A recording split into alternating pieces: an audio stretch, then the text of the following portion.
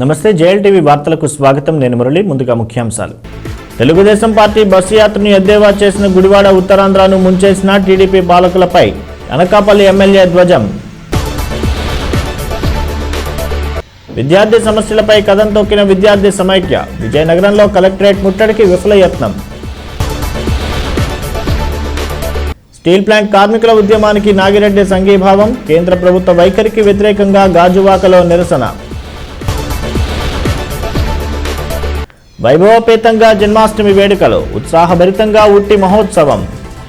తెలుగుదేశం పార్టీపై YCP MLA Gudivada Amarnath నిప్పులు చెరికారు. విశాఖలోని పార్టీ కార్యాలయంలో మీడియా సమావేశంలో మాట్లాడిన అనకాపల్లి ఎమ్మెల్యే అమర్నాథ్ను విశాఖను చంద్రబాబు గెస్ట్ హౌస్గా భావించారని ఆరోపించారు. ఉత్తరాంధ్రను భక్షించిన వారే రక్షిస్తామంటే నమ్మేదెవరని ప్రశ్నించారు. టీడీపీ చేపట్టబోయే బస్సు యాత్రను ఎద్దేవా చేసిన ఆయన ఉత్తరాంధ్ర ప్రజలకు క్షమాపణ యాత్ర చేస్తుంటే బాగుండేదన్నారు.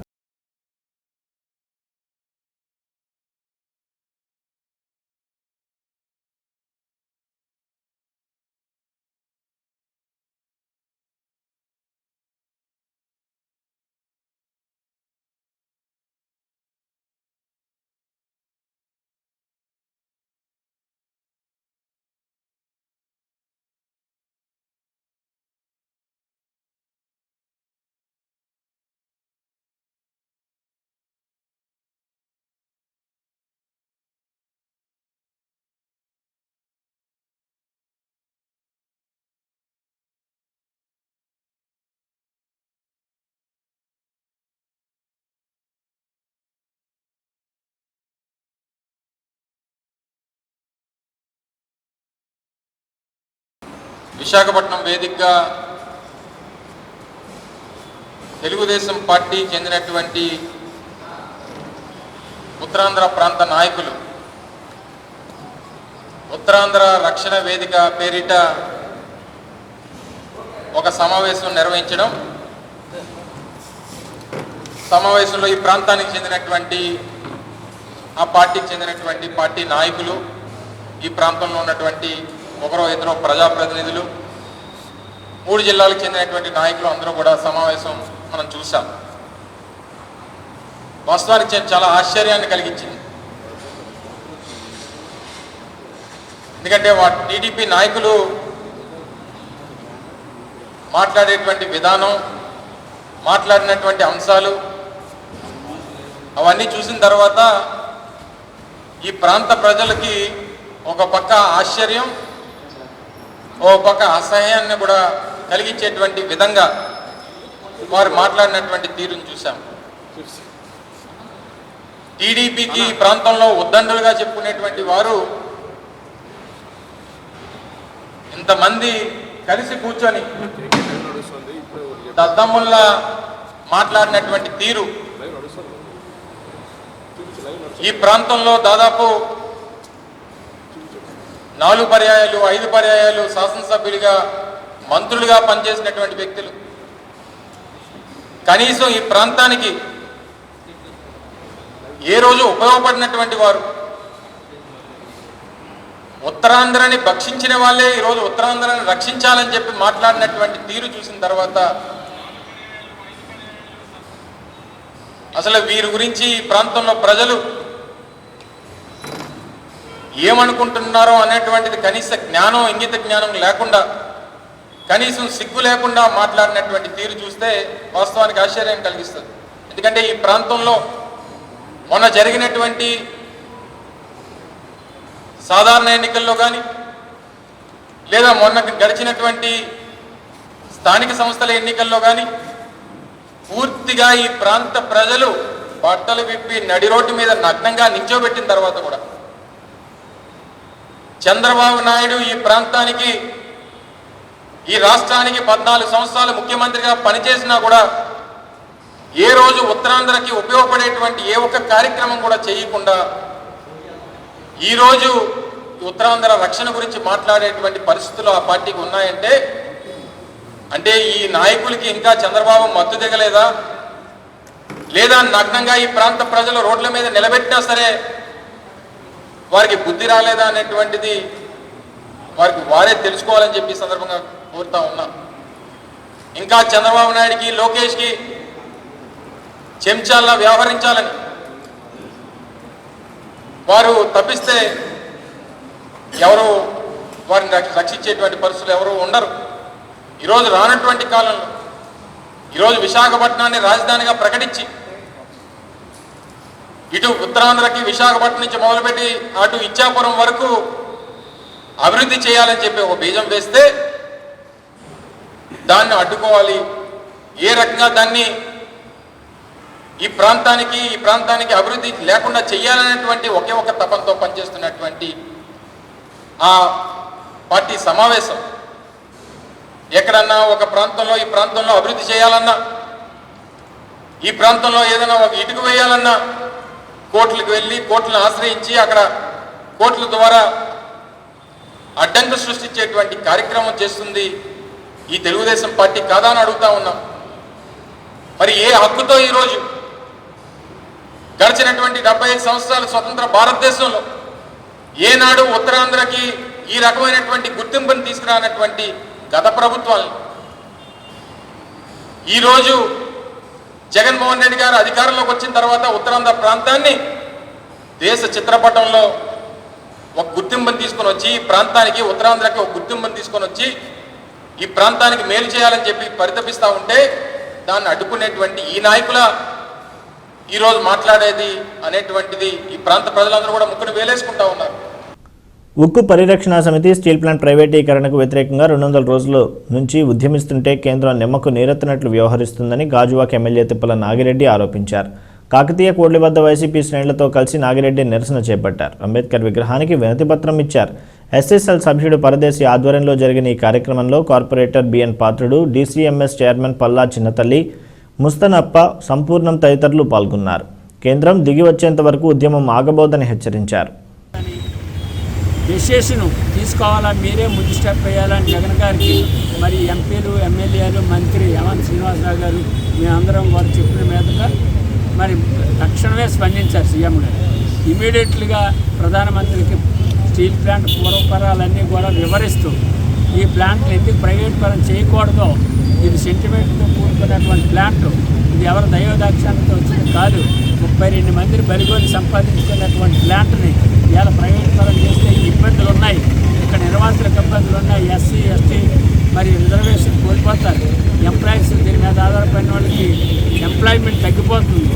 ఇక్కడ దీని మీద ఇండైరెక్ట్గా లక్షలాది మంది ఆధారపడి బతుకుతున్నటువంటి అన్ని వర్గాల ప్రజలు, అన్ని రకాల వ్యాపారస్తులు, అన్ని వర్గాల ప్రజలు కూడా దెబ్బతింటాయని రాయడం జరిగింది. స్టీల్ ప్లాంట్ని మరి యొక్క ప్రైవేటీకరణ చేస్తే రిజర్వేషన్లు తొలగిస్తారేమో అని భయంతో మరి ఈరోజు రాజ్యాంగంలో పొందుపరిచిన భారత రాజ్యాంగ నిర్మాత అంబేద్కర్ విగ్రహానికి, అంబేద్కర్ గారికి వినతిపత్రం ఇవ్వడం జరిగింది.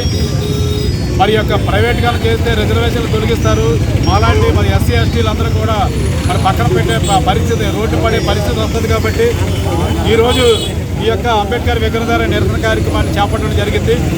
మరి ఈ 200 రోజులైనా సరే ఈ యొక్క కేంద్ర ప్రభుత్వానికి మరి కనీసం దాలి దయ కనికారం కూడా 200 రోజుల నుంచి యొక్క స్టీల్ ప్లాంట్లో నిర్వాసితులు అంటే స్టీల్ ప్లాంట్ ఎంప్లాయీస్ దీక్షలు చేస్తున్నారు. ఈ యొక్క లాభాల బాటలో ఉన్న స్టీల్ ప్లాంట్ ప్రైవేట్గా ఆపుదామని ఒక మానవతా దృక్పథంతో ఆలోచించట్లేదు. ఇప్పటికైనా సరే ఎన్ని రోజులైనా సరే స్టీల్ ప్లాంట్ ప్రైవేట్గా జరగకుండా ఆపాలని ఒక నినాదంతో ఈరోజు ఈ కార్యక్రమాన్ని ఏర్పాటు చేయడం జరిగింది. 200 రోజులు పూర్తయి స్టీల్ ప్లాంట్ నిరాహార దీక్షలు, రిలే నిరాహార దీక్షలు జరుగుతూ ఉన్నాయి. అయినప్పటికీ కూడా కేంద్ర ప్రభుత్వం దీని మీద ఎటువంటి స్పందన లేకపోవడం చాలా దుర్మార్గం. దానికి నిరసనగా ఈరోజు కాకతీయ రోడ్లో అంబేద్కర్ విగ్రహం దగ్గర నిరసన తెలియజేయడానికి యూనియన్ నాయకులందరూ కూడా సంఖ్య కూడా ఇది ప్రైవేటీకరణ అవుతే రిజర్వేషన్ పూర్తిగా నిర్మూలన అవుతాయి.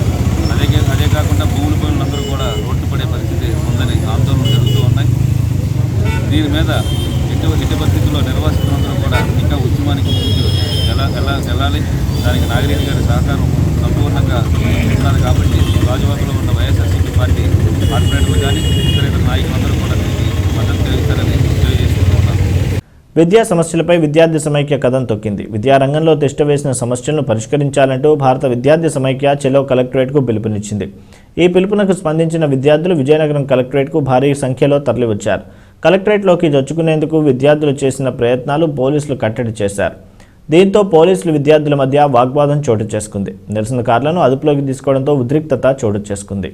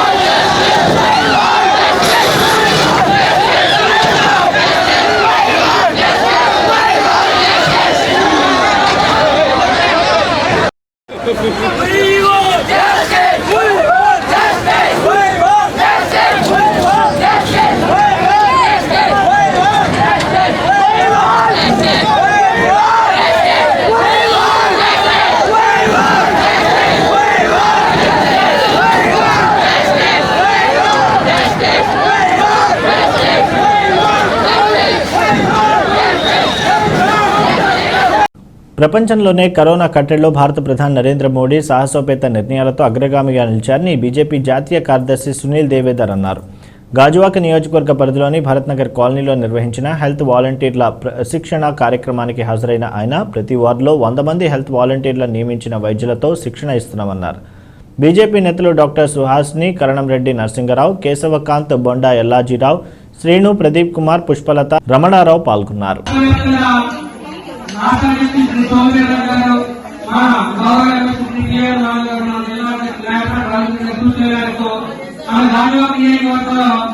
ప్రతి వార్డులో కూడా కనీసం నలుగురు ఈ యొక్క హెల్పాలను చూడాలని చెప్పి పార్టీ ఆదేశాల వరకు ఈ కార్యక్రమం ప్రారంభించడం జరిగింది. అందులో భాగంగా ప్రతి వార్డుకి కూడా ఒక డాక్టర్, ఒక నర్సు, ఒక మేలు, పార్టీ కార్యక్రమంలో ఉంటారు. ఎందుకంటే ఆరోగ్య వస్తుండగా గృహంని మరి విషయాలు అక్టోబర్ నెలలో వచ్చే అవకాశం ఉన్నాయి కాబట్టి ముందస్తు జాగ్రత్తగా నరేంద్ర మోదీ గారి పిలుపులతో ఈ కార్యక్రమం చేపట్టడం జరిగింది. మనందరికీ తెలుసు కోవిడ్ వల్ల ఎంత దారుణమైన పరిస్థితులు ఎదుర్కొన్నామో మనం ఈ రాష్ట్రంలోనే కాదు దేశం ప్రపంచం అంతా గడవలాడింది. ఒక 3 వారాలు అడుగు బయటకు వెళ్ళింది. దాని గురించి మాట్లాడుతున్నారు. Every mandal level there should be one doctor and one more nurse. One doctor should be there, one nurse should be there, and other volunteers also should be there. One male volunteer, one female volunteer, other than doctor and nurse. ఎవరో వస్తారు ఏదో చేస్తారని ఎదురు చూసే కన్నా సమస్యను తామే పరిష్కరించుకుని అందరికీ ఆదర్శంగా నిలిచారు విశాఖ జిల్లా చోడవరం మండలం రాయపురాజుపేటలోని రైతులు. శారదా నది ఒడ్డున భూములున్న రైతులు వ్యవసాయ ఉత్పత్తులను ఇళ్లకు తీసుకొచ్చేటప్పుడు నానా యాగీలు పడుతున్నారు. వర్షాకాలంలో నిత్యం ప్రవహించే ఊటగడ్డే దాటి వెళ్లాల్సిన పరిస్థితి. 2017లో కాలిబాట వంతెనకు విశాఖ డైరీ శంకుస్థాపన చేసినా అది పూర్తి కాలేదు. దీంతో రైతులంతా ఏకమై చేయి కలిపారు. 75,000తో తాత్కాలిక మార్గాన్ని రైతులు స్వయంగా నిర్మించుకున్నారు.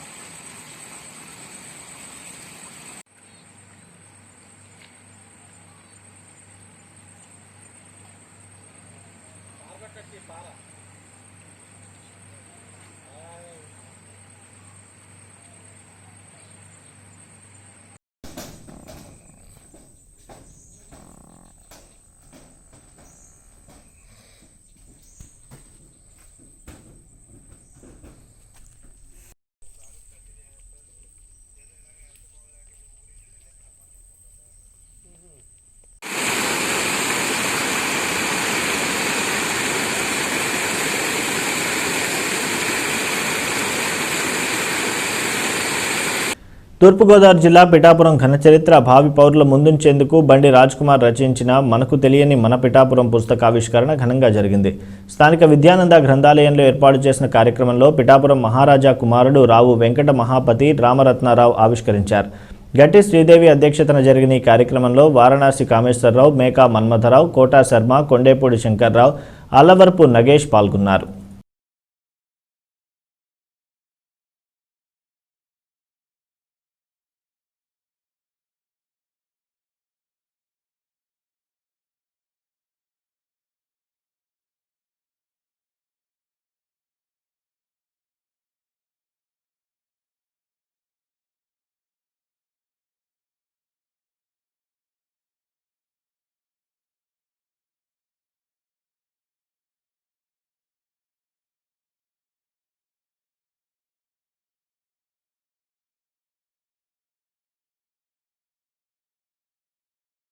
ఈ పుస్తకంలో పిఠాపురం యొక్క అన్ని రకాల కోణాలు కూడా ప్రస్తావించడం జరిగింది. ఆధ్యాత్మికంగా అలాగే నాటకాల పట్ల, సంగీతం, సాహిత్యం, పిఠాపురం యొక్క గొప్ప విషయాలన్నీ కూడా రేఖామాత్రంగా ఇది చెప్పడం జరిగింది. ఇది సమగ్రం కాదు. ఈయన యొక్క లోపాలను అధిగమిస్తూ మరి ఎవరైనా కనుక మరో రూపాయలు గుర్తించినట్లయితే వాటిని నేను రుణపడి ఉంటాను. భావితరాలకు ఈ యొక్క పిఠాపురం యొక్క గొప్పతనాన్ని తెలియాలనే తలంపుతోటి ఈ పుస్తక రచన చేయడం జరిగిందండి. ఈ పుస్తక రచన కాలంలో నాకు ప్రోత్సహించినటువంటి పైండ శ్రీరామూర్తి గారు, మేకా మన్మథరావు గారు, ఇంకా వి బుల్లిప్రసాద్ గారి యొక్క వారే కాకుండా అనేక మంది వ్యక్తులు నాకు సాహిత్యాన్ని, సహకారాన్ని అందివ్వడం జరిగిందండి. వారి ప్రోత్సాహంతో మీ ముందుకు ఈ యొక్క మనకు తెలియని మన పిఠాపురం అనే పుస్తకాన్ని తేవడం జరిగింది. విశాఖ జిల్లా దేవరాపల్లి తహసీల్దార్ కార్యాలయ రికార్డులన్నీ భద్రంగానే ఉన్నాయి. ఓ అగంతకుడు కార్యాలయంలోకి వచ్చి రికార్డును చిందరవందర చేసి హల్చల్ చేశాడు. రికార్డులను విసిరి పారేసిన ఘటనపై తహసీల్దార్ రమేష్ బాబు పోలీసులకు ఫిర్యాదు చేశారు. క్యూస్ టీంలు రంగంలోకి దిగి ప్రాథమిక ఆధారాలు సేకరించారు. రికార్డులన్నీ భద్రంగానే ఉన్నాయని తహసీల్దార్ రమేష్ బాబు చెప్పారు.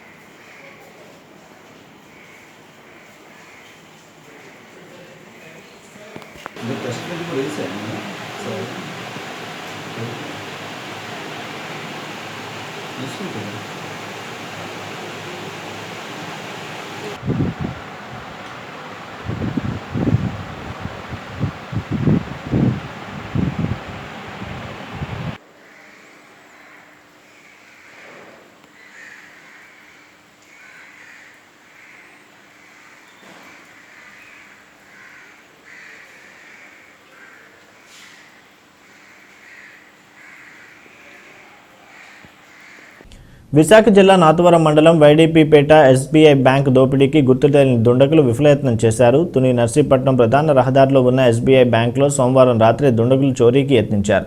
బిఎం సతీష్ ఫిర్యాదు మేరకు Narsipatnam rural CI Srinivasarao, Nathavaram ASI Vijay Kumar ఘటనా స్థలానికి వచ్చి ప్రాథమిక ఆధారాలను సేకరించారు. దుండగులు తాళాలు పగలగొట్టి బ్యాంకులో ప్రవేశించినట్లు నిర్ధారించారు. నగదు భద్రంగానే ఉంది.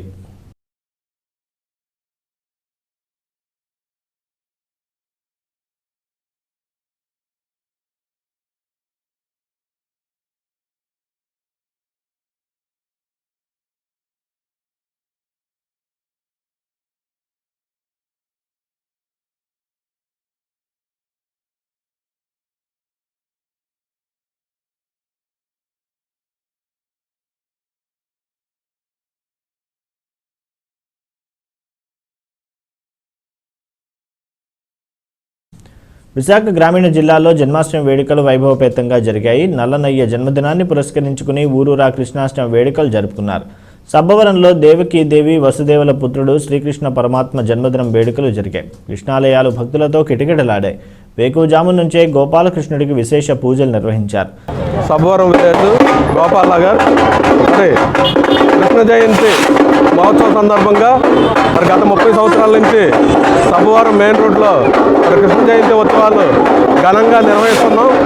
మరి కిందటి సంవత్సరం ఈ సంవత్సరం కరోనా నిమిత్తం మరి కొన్ని కరోనా నిబంధనలు పాటిస్తూ మరి పూజా కార్యక్రమాల్లో చేస్తూ గుళ్ళో అభిషేకాలు అలాగే ఇప్పుడు ఉట్ల సంబర కార్యక్రమం కూడా చేస్తున్నాం. దీంతో ఊరేగింపు స్వామివారిని తిరువేదుల్లో తిప్పుతాం. మరి కరోనా వచ్చిన 2 సంవత్సరాలు కూడా పండగ నిరాభరణంగా తెలుస్తున్నాం. ఇంతకుముందు అయితే గత 2 సంవత్సరాల క్రితం అయితే భారీ ఎత్తున లైటింగు మందుగుండు స్టేజ్ ప్రోగ్రాంతో మరి కృష్ణ జయంతి ఉత్సవాల్ని సబ్బవరంలో ఘనంగా నిర్వహిస్తున్నాం. సబ్బవరం గ్రామంలో వేయించేసినటువంటి యదుకుల భూషణుడు యశోధనాంధ్రుడు గోపాల్ నగర్ చిన్నగొల్లపాలెం ఆరాధ్య దైవమైనటువంటి శ్రీ గోపాలకృష్ణుని యొక్క జన్మాష్టమి పురస్కరించుకుని నిన్న సాయంత్రం కలశ స్థాపన, ఈరోజు ఉదయం నుంచి కూడా ప్రత్యేకమైన పూజా కార్యక్రమం కూడా చేయడం జరిగింది. ఇదంతా కూడా గ్రామస్తులు అదేవిధంగా గోపాల్ నగర్ యూత్ సభ్యులు అందరూ కూడా తమ సొంత కార్యక్రమంలా భావించి ఈ యొక్క స్వామివారి యొక్క జన్మాష్టమి వేడుకల్ని శుభ్రంగా నీట్గా కూడా జరిపించారు. అదేవిధంగా ఇక్కడ సామాజిక దూరం పాటిస్తూ మాస్కులు కూడా యథావిధిగా ప్రతి ఒక్కరు కూడా ధరించి స్వామివారి పూజలో పాల్గొని స్వామివారికి తీర్థ ప్రసాదాలని అదేవిధంగా అనుగ్రహాన్ని కూడా ప్రతి ఒక్కరు కూడా పొందడం జరిగింది.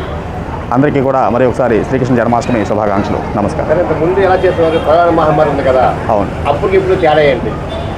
ఏదైనా సరే ఈ యొక్క మహమ్మారి తగ్గాలనే ఉద్దేశంతో ప్రతి ఒక్కరు కూడా ఆస్త వస్తున్నారు. ఇది మానవ తప్పిదం వల్ల అయ్యిందో ఇంకో విధంగా అయ్యిందో కానీ ఏదో ఒకటి జరిగింది. కానీ ప్రతి ఒక్కరు కూడా మనస్ఫూర్తిగా కూడా వచ్చి ఈ యొక్క దర్శనం చేసుకున్నారు. ఈ యొక్క లోకం అంతా కూడా శుభ్రంగా ఉండాలని చెప్పి మేము కూడా పూజలు చేయడం జరిగింది. ఎప్పటికైనా సరే లోకా సంస్థ సుఖనో భవంత్ అని చెప్పి ఒక బ్రాహ్మడు మాత్రం అనగలడు.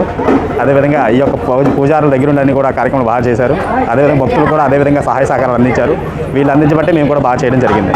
శ్రీకాకుళం జిల్లా వ్యాప్తంగా కృష్ణాష్టమి వేడుకలు నయనానందం చేశాయి. కృష్ణాలయాలు భక్తులతో పోటెత్తాయి. పలాస కాశీబుగ్గ పట్టణాలు ఆధ్యాత్మిక శోభతో పులకరించాయి. పలాస బత్తుల వీధిలో శ్రీరామకృష్ణ నరేంద్ర యువజన సేవా సమితి ఆధ్వర్యంలో రామకృష్ణ మందిరంలోనూ సత్యసాయి విద్యావిహార్ మల్ల రామేశ్వరరావు ఆధ్వర్యంలో రామకృష్ణాపురంలో జన్మాష్టమి వేడుకలు జరిగాయి. పలు ఆధ్యాత్మిక కార్యక్రమాలు నృత్య ప్రదర్శనలు అలరించాయి. జీవన్ బెహ్రా, రాము పాత్రో, సంతోష్ సతీష్, లోకనాథ్ బెహ్రా, దీనా పాత్రో, లింగరాజు బెహ్రా తదితరులు పాల్గొన్నారు. శ్రీ రామకృష్ణ నరేంద్ర యువజన సమితి ద్వారా ఈరోజు శ్రీకృష్ణ జన్మాష్టమి వేడుకలు ఈ ఆలయ ప్రాంగణంలో జరుగుతున్నాయి. యాక్చువల్గా శ్రీ రామకృష్ణ నరేంద్ర యువజన సేవా సమితి ద్వారా పలు సేవా కార్యక్రమాలు జరుగుతూ పలు ఆధ్యాత్మిక కార్యక్రమాలు కూడా జరుగుతున్నాయి. గీతా జయంతి, శ్రీరామనవమి, అలానే రామకృష్ణ జయంతి, శారదామాత జయంతి, వివేకానంద జయంతి, వీటితో పాటు ఈ శ్రీకృష్ణ జన్మాష్టమి వేడుకలు కూడా పలు రమ్యంగా జరుగుతుంటాయి ప్రతి ఏటా. ఇక్కడ ఆ పూజ, ఆ తర్వాత కీర్తనలు, ఆ తర్వాతను భజనలు, ఆ తర్వాత పలు రకాలైనటువంటి నృత్య కార్యక్రమాలు ఇవన్నీ జరుగుతూ ఉంటాయి. ప్రతి ఏడాది మేము చేస్తూ ఉన్నాం. ఈ రామకృష్ణ నరేంద్ర యువజన సేవా సమితి స్థాపించి 11 సంవత్సరాలు అవుతుంది. ఈ 11 సంవత్సరాల్లో మనం చేసే కార్యక్రమాలని ఈ ప్రజలను మెచ్చి మరి కొంతమంది దాతలు ఫ్రీగా ఈ మందిర నిర్మాణం జరగాలని స్థలం ఉచితంగా ఇచ్చారు. అలాగే చాలామంది కూడాను దీనికి ధన రూపంలో, సేవా రూపంలో శారీరక సేవను అందించారు. అంతేకాకుండా ఈ సంస్థ ఆధ్యాత్మికంగా ఇంకొక సేవాపరంగా అలా ముందుకు వెళ్తుంది.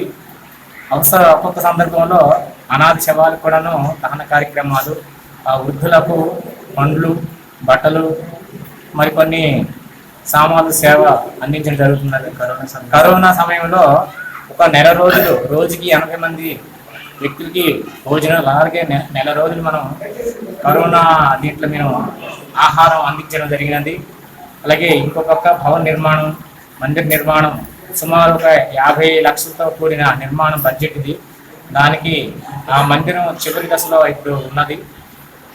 ఈ విధంగా మన సేవా కార్యక్రమాలు జరుగుతున్నది. Ramakrishna.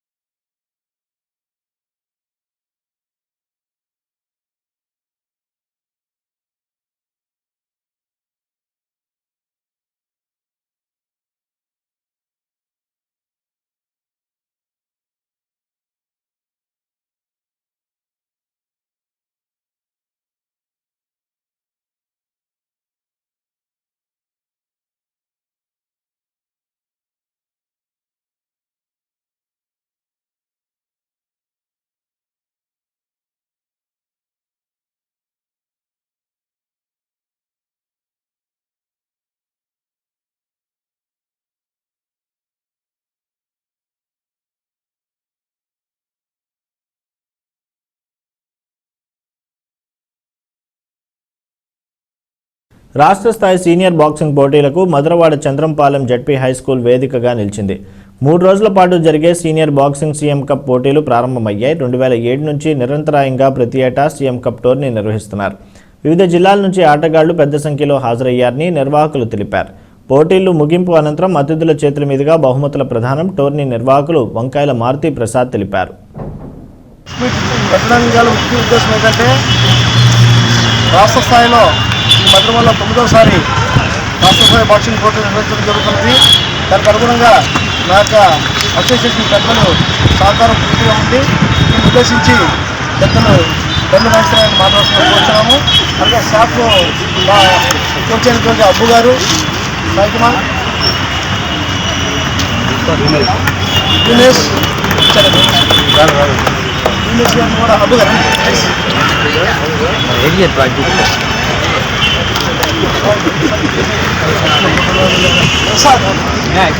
Naresh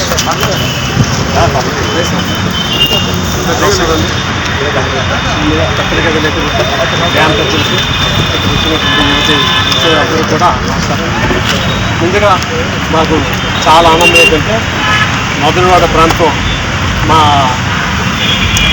inter district state boxing టోర్నమెంట్కి ఆతిథ్యం ఇవ్వడం, మరి 160 దగ్గర 170 మంది బాక్సర్లు 13 జిల్లాల నుంచి హాజరవుతున్నారు. వాళ్ళందరినీ కూడా ఈ మధురవాడ ఆతిథ్యం ఇవ్వడం అంటే మొత్తం రాష్ట్రం మొత్తం మీద కూడా మధురవాడ పేరుని మరి 13 జిల్లాలకి వినిపింప చేసేటటువంటిది. అదేవిధంగా ఇక్కడ ఈ 13 జిల్లాల్లో ఉన్నటువంటి బాక్సర్లు అందరూ కూడా ఈ 3 రోజులు ఇక్కడ ఉండి ఈ టోర్నమెంట్లో పాల్గొంటారు.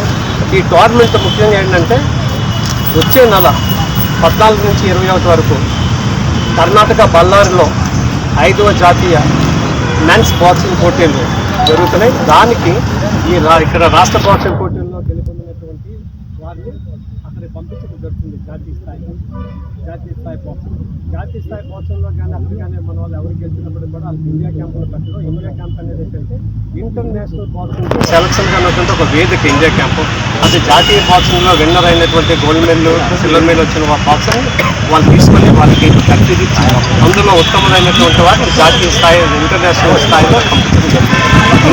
బాక్సర్స్ ఉన్నారంటే అది ఒక హర్యానా, తర్వాత ఆంధ్రప్రదేశ్ తరఫు నుంచి విశాఖపట్నం బాక్సర్సే ఆ దీంట్లో ఉన్నటువంటి పరిస్థితి ఉందని చెప్పి మరొకసారి మీ అందరికీ నేను చెప్పుకోగలుగుతున్నాను సార్. ఎందుకంటే ఉమెన్ బాక్సింగ్ కోచ్గా ద్రోణాచార్య అవార్డు గ్రహీత అయినటువంటి ఆ వెంకటేశ్వర గారు ఎంతోమంది ఆడపిల్లల్ని జాతీయ స్థాయిలో కూడా వాళ్ళు మెడల్స్ తీసుకొచ్చిన పరిస్థితి ఉంది. ఆ రకంగా చిట్టిబాబు గారు మరి సీనియర్స్ అందరూ కూడా రాష్ట్ర బాక్సింగ్ మెన్ బాక్సర్స్ని కూడా తయారు చేసి ఒక పక్క రైల్వే, ఒక పక్క పోర్టు, ఒక పక్క షిప్ యార్డు, ఒక పక్క స్టీల్ ప్లాంటు, అనేక విభాగాల్లో ఉద్యోగాలు వచ్చేటువంటి పరిస్థితి విశాఖపట్నం బాక్సర్కి దక్కింది.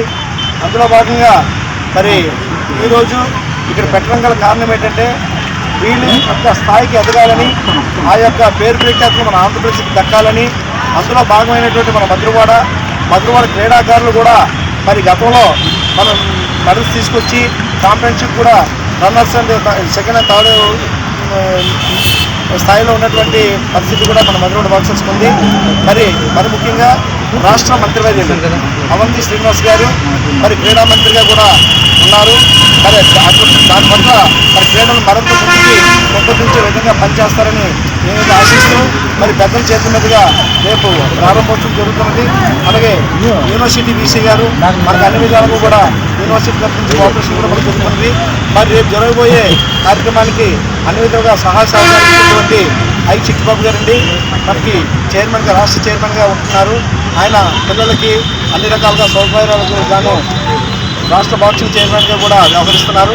ఆయన కూడా మాకు పూర్తి సహకారాలు అందించారు. అలాగే సోదరుడు పిల్ల సత్యనారాయణ గారు మరి అన్ని విధాలుగా కూడా పిల్లలకి సహకారం నేను ఉంటానని చెప్పేసి మమ్మల్ని ఎదుటి నడిపించినటువంటి వ్యక్తుల్లో ఒక పిల్ల సత్యనారాయణ గారు, అంతేకాకుండా స్థానిక నాయకులు వైశ్వరరావు గారు, అలాగే రామమూర్తి గారు, పేరున మా స్థానికులందరూ కూడా మాకు పూర్తి సహకారాలు అందిస్తున్నారు. మరి మీరు కూడా మాలో ఒక మనిషిగా ఈ ప్రెస్ వారందరూ కూడా మాకు సహకరించి మన మధురవాడ ఏ స్థాయిలో మరి జరుగుతుందో మీరు వెలికి తీస్తారని చెప్పి ఆశిస్తూ మరి అందులో భాగంగా మరి మొన్ననే మా కుమారుడు అయినటువంటి సాయి కుమార్ రామ్ ఒకసారి మరి సుమారు 15 నేషనల్స్ ఆడాడండి. అందులో sub juniors 3, seniors 3, juniors 3, Andhra university 3 నేషనల్స్లో మరి ఆ 3 nationals Andhra university all India ఈ నేషనల్స్ కూడా 4th ప్లేస్ వచ్చింది. ఆ సబ్ జూనియర్స్లో సిల్వర్ మెడల్ ఉంది. పోతే ఏంటంటే దాన్ని గుర్తించి మా అసోసియేషన్ వాళ్ళ తరఫు నుంచి స్టాఫ్లో ఆయనకి జాబ్ కూడా రావడం జరిగింది. శ్రీకాకుళం జిల్లా వజ్రపు కొత్తూరు మండలంలో ఎలుకబంటి హల్చల్ చేసింది. వేసవిలో స్వైర విహారం చేసే ఈ వన్యప్రాణి మండలంలో చిన్నవంక, బాతుపురం గ్రామాల మధ్య సంచరిస్తుంది. రోడ్డుని ఆనుకుని ఉన్న తోటలో తిష్టవేసిన ఎలుకబంటిని వాకింగ్ చేసిన యువకులు చూసి అటు వెళ్లే వారిని అప్రమత్తం చేశారు. సుమారు అరగంటకు పైగా తోటలో తిష్టవేసిన ఎలుకబంటిని చెదరగొట్టేందుకు యువకులు కేకలు వేయడంతో అక్కడి నుంచి అది మెల్లగా జారుకుంది. దీంతో స్థానికులు ఊపిరి పీల్చుకున్నారు.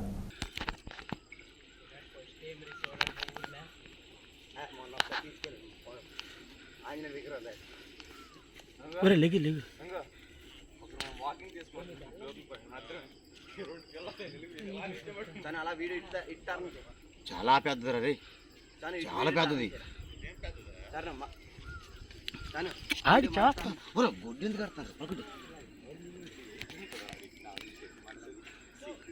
సుధా ఇటు చూస్తాను సుధా. అన్నార్తులను ఆదుకునేందుకు మానవీయతతో వ్యక్తులు, సంస్థలు ముందుకు వస్తున్నాయి. శ్రీకాకుళం జిల్లా పోలాకి మండలం మక్కవరం గ్రామానికి చెందిన బొత్స అప్పన్న కుటుంబం దీర్ఘకాలిక వ్యాధులతో మంచాన పడ్డంతో సమరసతా సేవా ఫౌండేషన్ దాతల సహకారంతో 10,000 నగదు అందజేసింది. తమిళ హీరో విశాల్ అభిమానులు విక్రమ్, రమేష్, కమలాకర్ స్వామి 10,000, దండు లక్ష్మీపురానికి చెందిన కోరాడ నాగరాజు, పొట్నూరు వరప్రసాద్, కళింగ వైశ్య సభ్యులు 10,000 3 నెలలకు సరిపడా నిత్యావసరాలు అందజేశారు. కోరాడ రాంప్రసాద్, సీతారాం, బొడ్డేపల్లి హరి తదితరులు పాల్గొన్నారు. సమరసతా సేవా ఫౌండేషన్ టెక్కలి ఈరోజు శ్రీకాకుళం జిల్లా పోలాకి మండలం మక్కవరం గ్రామంలో బొత్స అప్పన్న అనే మత్స్యకార కుటుంబం. ఈ కుటుంబం ఇతనికి 3 పిల్లలు, పెద్దవాడు అబ్బాయికి షుగర్ పేషెంట్, అదేవిధంగా రెండో పాపకి మెదడులో సమస్య ఉండడం వలన మెదడు ఎదుగుదల లేకపోవడం వలన ఫిజికల్గా కూడా ఆ పాప ఎదుగుదల లేదు. అంటే ఇప్పుడు 3 ఏళ్ళు అయినా సరే 3 నెలల పాపలాగా ఉంటుంది. అదేవిధంగా చిన్న పాప 15 రోజులు 14 రోజుల పాప, ఈ పాపకు కూడా హార్ట్లో ప్రాబ్లం ఉంది. అంటే ఒకే కుటుంబంలో 3కి సమస్యలు, పెద్ద సమస్యలు, ఏవో మామూలుగా సాధారణంగా వచ్చే ఆరోగ్య సమస్యలు కాకుండా పెద్ద ఆరోగ్య సమస్యలు రావడం వలన ఈ కుటుంబం చాలా ఇబ్బందుల్లో పడింది. ఎందుకంటే వైద్యం చేయించుకోవడానికి ఉన్నదంతా అప్పులు చేశారు. వాళ్ళు రెక్కాడితే డొక్కాడిన బ్రతుకులు కాబట్టి ఇలాంటి కుటుంబానికి ఆర్థిక సహాయం చేయడం కోసం సమరసతా సేవా ఫౌండేషన్ టెక్కల వారు 10,000 రూపాయల ఆర్థిక సహాయం అందించారు దాతల సహకారంతో. అదేవిధంగా ప్రముఖ నటుడు హీరో విశాల్, పందెం కోడి సినిమా హీరో నటుడు విశాల్ పుట్టినరోజు సందర్భంగా ఆయన అభిమానులు విక్రమ్, రమేష్, స్వామి, అదేవిధంగా కమలాకర్ తదితరులు 10,000 రూపాయల ఆర్థిక సహాయం అందించారు.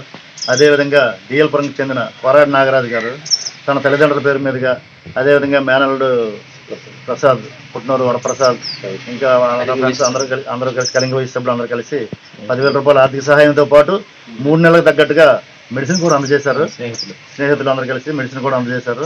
అదేవిధంగా దాతలు ఇంకెవరైనా ముందుకు వచ్చి ఈ కుటుంబాన్ని ఆదుకొని ఆ పిల్లల మీద జాలి చూపించి పిల్లల ఆరోగ్యం కోసం, ట్రీట్మెంట్ కోసం ఆర్థిక సహాయం అందించాలని ఈ సందర్భంగా కోరుకుంటున్నాను. ఎందుకంటే కష్టాల్లో ఉన్న వారికి ఆదుకోవడం అది మానవ సహజం, మానవులకి మనకు అది ఎంతో అవసరం.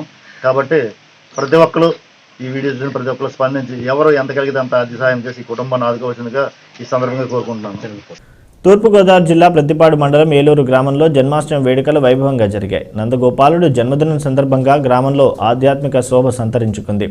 నగర సంకీర్తనలో గోవిందనామస్మరణ మార్మోగింది. ఆలయంలో ప్రత్యేక పూజలు గావించారు. ఉట్టి మహోత్సవంలో యువత ఉప్పొంగిన ఉత్సాహంతో పాల్గొన్నారు. దాడిశెట్టి చెన్నయ్య, శేషగిరి, ధర్మపురి ఆదిశేషు, కోట తాసు తదితరులు పాల్గొన్నారు.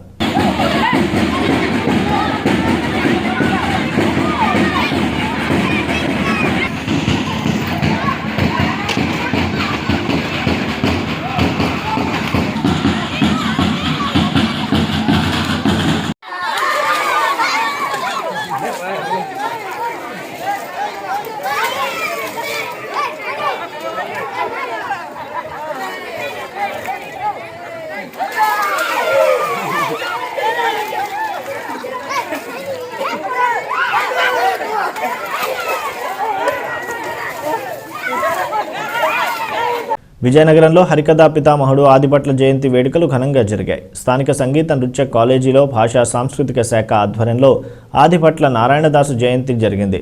ముఖ్య అతిథిగా విచ్చేసిన ఆసరా joint collector J Venkatrao Adibhatla Ghantasala చిత్రపటాలకు పూలమాలలు వేసి నివాళులర్పించారు. తెలుగు జాతి గర్వించే కళాకారుడు ఆదిభట్ల అన్నారు. సంగీత కళాశాల ప్రిన్సిపాల్ ప్రసన్న కుమారి, అధ్యాపకులు, విద్యార్థులు పాల్గొన్నారు. 7వ జయంతి కార్యక్రమం ఈరోజు జరుపుకుంటున్నాం. వారు మన చిన్నప్పుడు కూడా మన యొక్క కళలలో, కథల్లో, మన యొక్క పాఠ్యాంశాల్లో కూడా వారి గురించని మనం చదువుకున్నాం. మన ఆంధ్రదేశం గర్వంగా చెప్పుకోదగినటువంటి ఒక మంచి హరికథ పితామహుడు. ఆ రోజుల్లో హరికథ అనేది ఒక ప్రక్రియని మన సభ్య సమాజానికి పరిచయం చేసి దాని యొక్క అభివృద్ధికి తోడ్పడినటువంటి వారి యొక్క జయంతి కార్యక్రమానికి ఈరోజు ఘనమైనటువంటి నివాళి మనం అందరం కూడా అర్పించుకుంటున్నాం. ఈరోజు మనం చూసుకుంటే అంతరించిపోతున్నటువంటి ఒక కథా ప్రక్రియల్లో ఒకటి మన హరికథ. అయితే ఇప్పుడిప్పుడే రాష్ట్ర ప్రభుత్వం ఈ హరికథ కూడా గుర్తింపునిచ్చి రాష్ట్రంలో వివిధ జరుగుతున్నటువంటి సాంస్కృతిక కార్యక్రమాలు హరికథను కూడా ఒక అంశంగా చేర్చి హరికథని ప్రోత్సహించడానికి చర్యలు చేపడుతుంది. ఈరోజు అందులో భాగంగానే మన యొక్క కళాశాలలో ఈ హరికథ పితామహుడి యొక్క జయంతి కార్యక్రమం జరుపుకోవడం అత్యంత సంతోషించదగ్గ పరిణామం. ఈ ప్రభుత్వం కూడా మనకు ఈ మనం చేస్తున్నటువంటి కళలు, ఈ ప్రక్రియలన్నిటిలో మనం చేస్తున్నటువంటి కార్యక్రమానికి ప్రోత్సాహకంగా YSR life time achievement award కూడా ఈ కాలేజీకి ఇవ్వటం జరిగింది. అదేవిధంగా కపిలేశ్వరంలో కూడా ఈ హరికథకు సంబంధించినటువంటి ఒక కళాశాలను కూడా ప్రారంభించి తద్వారా మన హరికథ ప్రక్రియకి మరింత పరిఢవిల్లడానికి రాష్ట్ర ప్రభుత్వం పూర్తి స్థాయిలో కట్టుబడి ఉండి కృషి చేస్తుందనడానికి ఎంతో మనం సంతోషించాలి. ఈరోజు మనం తెలుగు జాతి గర్వించదగినటువంటి ఇటువంటి కార్యక్రమం ఇది. ఈరోజు మనం మరొక విషయం ఏంటంటే అటువంటి పితామహుడు మన రాష్ట్రంలో, మన జిల్లాలో వారు జన్మించడం అనేది మనం ఎంతో చేసుకున్నటువంటి, మన జిల్లా ప్రజలు చేసుకున్నటువంటి పుణ్యంగా చెప్పవచ్చు. వారు పార్వతీపురంకి దగ్గరలో ఉన్నటువంటి సువర్ణముఖి తీరంలో అజ్జాడ్ అనేటటువంటి గ్రామంలో వారు జన్మించారు. వారి యొక్క భరద్వాజ గోత్రంలో వారు జన్మించి వెంకటచైలుకి, అదేవిధంగా లక్ష్మీ నరసింహాంబలకి చెందించినటువంటి వారి యొక్క ఒక పుణ్యమూర్తి. వారు ఆ రోజు వారి యొక్క చతురత్తులు కూడా ఆ విధంగానే ఉండేవి. ఎవరైనా ఏ విధమైనటువంటి చతురత్తో చేసినటువంటి ఏవైనా ఉంటే ఆ చతురాలకి వారు అదేవిధంగా వారి యొక్క సమాధానాలు కూడా ఇచ్చినటువంటి ప్రజ్ఞాశీలి. అటువంటి మహానుభావుడు మన యొక్క జిల్లాలో జన్మించడం మనం చేసుకున్నటువంటి ఎంతో పుణ్యం. ఈ ఏడాది కూడా ఉండ్రాలయ్య పూజలు ఇళ్లకే పరిమితం. కరోనా థర్డ్ వేవ్ పొంచి ఉన్న నేపథ్యంలో వినాయక వీధి మండపాలకు అనుమతి లేదన్నారు Kasibugga town CA Shankarrao. Virus ఇంకా చాప కింద నీటిలా ప్రవహిస్తున్నందున ప్రజలు జాగ్రత్తలు పాటించాలని సూచించిన ఆయన వినాయక ఉత్సవాలు వీధి మండపాలకు అనుమతి లేవని ఆయన వెల్లడించారు. కోవిడ్ నిబంధనలు అతిక్రమిస్తే చర్యలు తప్పవని ఆయన హెచ్చరించారు. పలాస మండల ప్రజలందరికీ నమస్కారములు. ఈ సంవత్సరం అనగా 2021 సంవత్సరంలో కూడా కోవిడ్ యొక్క తీవ్రత ఎక్కువ ఉన్నందున వినాయక చవితి సందర్భంగా ఆరు బయట వీధుల్లో కానీ ఎక్కడే కానీ మండపాలు పెట్టుకుని ఉత్సవం చేసుకోవడానికి అనుమతి లేదు. కావున ప్రజలందరూ గమనించి ఈ విషయంపై ఆరు బయట వీధుల్లో ఎక్కడ కూడా విగ్రహాలు లేకుండా చూడగలని పలాస పోలీసు నుంచి విజ్ఞప్తి చేస్తున్నాం. నమస్కారం. విశాఖ జిల్లా దేవరాపల్లి మండలం కల్లికొట్ల పిఎస్సిఎస్లో చోరీ జరిగింది. గుర్తు తెలియని దుండగులు దొంగతనం చేసిన విషయాన్ని నిర్ధారించుకున్న పిఎస్సిఎస్ సిబ్బంది పోలీసులకు ఫిర్యాదు చేశారు. దేవరాపల్లి పోలీసులు ఘటనా స్థలంలో ప్రాథమిక ఆధారాలు సేకరించి కేసు నమోదు చేసి దర్యాప్తు చేపట్టారు.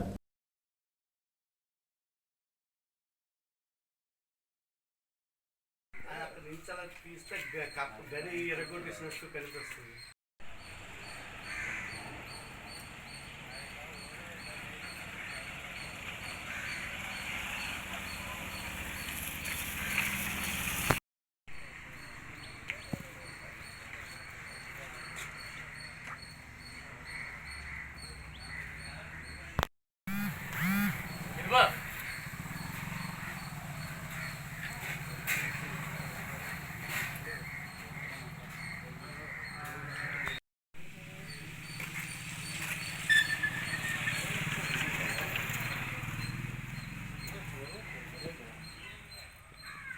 జన్మాష్టమి సందర్భంగా నాతవరం మండలం జిల్లేడిపూడిలో యాదవ యూత్ ఆధ్వర్యంలో మహా అన్న సమారాధన జరిగింది.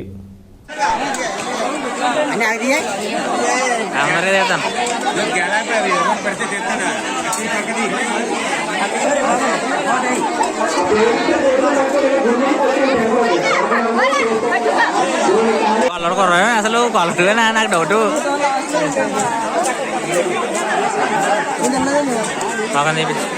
వీడియో చేస్తున్నారా.